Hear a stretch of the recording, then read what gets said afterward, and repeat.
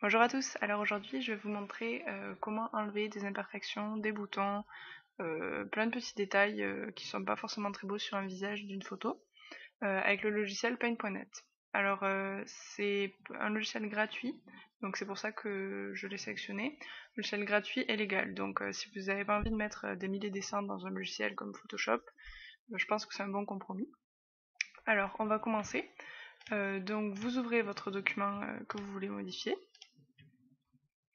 Ensuite, vous zoomez sur la partie que vous voulez retoucher. Ici, bon, c'est plutôt le front. Alors, en fait, l'outil qu'on va utiliser principalement, c'est l'outil tampon de clonage. Donc, comme son nom l'indique, c'est pour faire du clonage. C'est-à-dire que vous allez sélectionner une zone, par exemple une zone comme celle-ci, où il n'y a pas d'imperfection, que la peau est lisse, et vous allez en quelque sorte faire un copier-coller sur une zone où la peau est abîmée, où il y a un bouton. Donc pour ceci, alors vous choisissez la taille que vous voulez pour votre tampon. Vous allez appliquer sur une zone lisse, vous appuyez sur CTRL, vous cliquez. Après là vous pouvez lâcher le clic et puis vous balader un peu partout. Et puis là vous voyez bien qu'il y a une zone qui a été créée ici et qui reste même si on bouge la souris. En fait c'est la zone qui va être copiée. C'est-à-dire que si je fais par exemple ici, si je reclique ici, c'est cette zone-ci qui va être copiée là. Donc en l'occurrence c'est cette petite imperfection qu'on veut cacher. Donc on a juste à cliquer sur la zone et à faire quelques modifications si c'est nécessaire.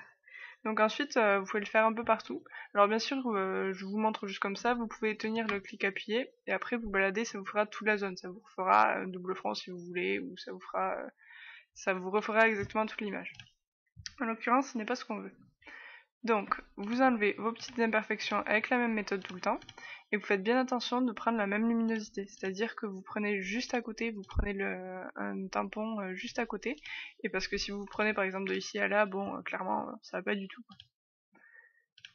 Donc, vous revenez sur votre petite zone, et puis vous travaillez comme ça, Alors moi je vais je vais accélérer un petit peu tout ça, et puis je vous retrouve quand j'aurai fini le front pour d'autres petits conseils. Alors voilà, je vous retrouve après avoir cloné donc les petites imperfections. Comme vous pouvez le voir, avec un peu de patience, on peut arriver à quelque chose de sympa. Bien sûr, moi personnellement, je préfère laisser quelques petites imperfections parce que sinon, je trouve que ça fait trop lisse et ça fait pas naturel. Mais après ça, libre à vous.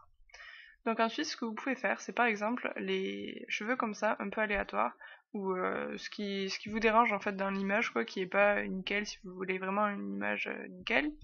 Vous pouvez exactement utiliser la même technique pour enlever ce qui vous dérange et les petits détails comme ça qui sont peut-être pas à votre goût ou voilà. Alors par exemple vous pouvez faire les cheveux comme ça. Faites attention quand même à ce que ça paraisse assez naturel. Là je suis en gros plan donc ça devrait aller au final, mais faites bien attention. Et puis par exemple ce qu'on pourrait faire aussi, bon là en l'occurrence il n'y a pas forcément besoin, mais c'est les sourcils. Si par exemple il y en a qui dérange un peu, vous pouvez lisser, ou en gros vous faites ce qui vous arrange dans la photo, enfin des petits détails comme ça, vous pouvez tout utiliser avec la même technique. Donc libre à vous après d'arranger ça un peu comme vous voulez.